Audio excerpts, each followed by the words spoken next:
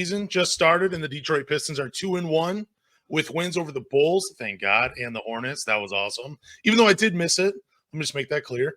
The one loss came to the Miami Heat, who won 103-102. Last second shot by K did not fall into the basket. But before the season started, we all had our opinions, how we thought the season would go. So let me ask you guys, have your thoughts changed based on the first 3 games of the season? And you can go. You can go, King. You're the guest. Yeah, I listen, man. Absolutely not. I knew once K came back, things would be a lot different. We suffered through so many different lineups last season. Terrible defensively. Dwayne Casey just could not get these guys to get it right. So, like I said, once I seen, what we did as far as trying to upgrade the roster and bringing in a guy like Monty Williams, I knew what he was bringing defensively. That's why I was so excited about it. Man, like I said, over the summer, once I seen Cade, out there, USA, Rico Hines, it just confirmed everything for me. What was your record before the season started? What were you predicting? I was predicting somewhere in the low 30s. I actually was.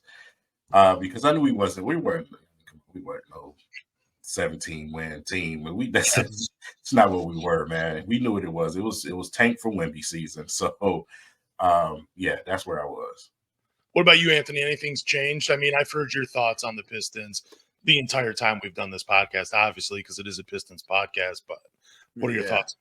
So I think I fell victim to the preseason woes like everyone else. Once I saw the preseason, I was like, man, we'd be lucky to win 25 games. And then before the season, I said 35. And then I'm back on the 35 wagon again. I am never overreacting to another preseason again because these guys just weren't trying. And it's evident just watching the Heat game. I was like, man, the Heat are going to blow us out. It was a 1-point game. Kyle Lowry didn't score a single point. He was on his Tony Snell. It was just absolutely insane. I'm back to 35 wins. I haven't seen a defense like this, dare I say, since the Going to Work Pistons. Just gritty. It's not pretty. It's ugly, but I love it. I love videos of Isaiah Stewart with Terry Rozier say, hey, man, want to fight? After the game, I got you. Dude, I love it. I'm so here for it. Yeah, I said 28 to 32 wins. I lean towards 32 because that's a 15-game improvement. I'm sticking with 32 because I do feel like at some point during the season, the Pistons will struggle. And we'll get into that a little bit later on the podcast if we would make any changes or not. But, I mean, that's the game of basketball. You can start out hot and then have a month or two where things just don't go your way. We saw with Paolo Banchero last year shooting 2% from the three-point line for an entire month. Cold streaks happen. But, I am – man, I've never been more excited after the first 3 games. I was on the edge of my couch during the Miami Heat game, and I didn't care how the game ended as long as Cade took the final shot. Not really the shot I would have drawn up, but still he looked good in that game. 30 points, obviously.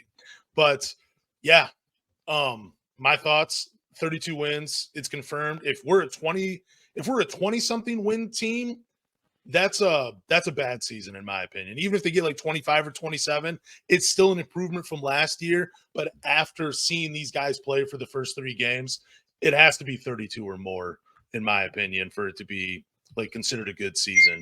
Are any of you guys thinking play-in though, or playoffs? I'm going play-in. I am. Same. And simply because of defense can take you a long way in this league. Especially with us, we have to play our style. You seen what the refs was doing to us last game.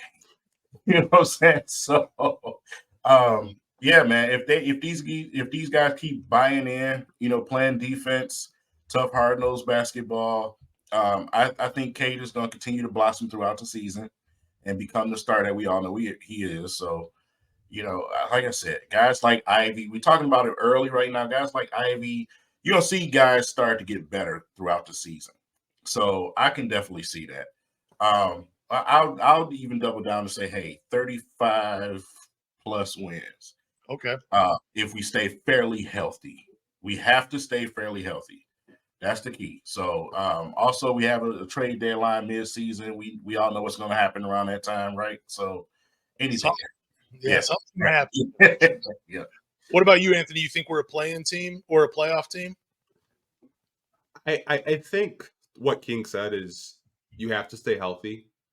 And if you stay healthy, this is a play-in team. I think that should be the goal for the season, is try to get into that play-in spot. I don't think a 10 seed is unreasonable for this team, especially the way they move the ball.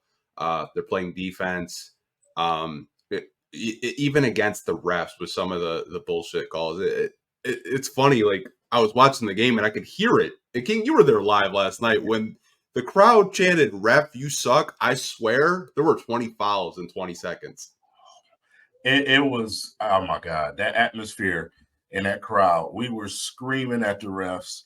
Like I said, I don't want to make it a sexist thing, but the female refs, you heard a lot of screaming at them. Oh, these female refs, they keep calling foul. It was amazing last night in that arena, man.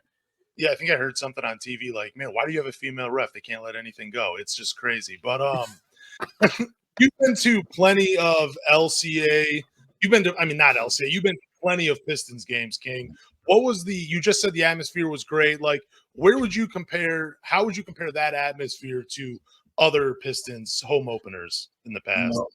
First, let's just rewind a little bit. A couple weeks ago, practice, right? Yeah. So I get to practice, not thinking nothing. Hey, I'm going here. The lines were down the street to get into the arena. So I already knew it was coming at that point. Yesterday, from top to bottom, that place was packed. It was electric. It wasn't Bulls fans everywhere. These were Pistons fans. And I mean, just loud, man. So supporting every player on the team. Man, like I said, it's an electric crowd. This season is going to be very special for the Detroit Pistons if they can continue to win. This city is ready to get behind this team, man. Like I said, it's all in Cade and the rest of those guys' hands, to take us to where we want to be. For sure. November 19th, they play the Toronto Raptors. We need to fill LCA. There can be no Canadians at LCA. It has to be just all Pistons. Oh, there's going to be fights. Like, those Raptors fans, man, they're so obnoxious coming down from, like, Toronto on the bus or coming, across the lake from Ontario, man. Like, I already know there's going to be a fight because you're probably going to see it on social media. Some Piston fans just going to sucker punch them. It'll be the most polite fight there can be in an NBA game with Canadians.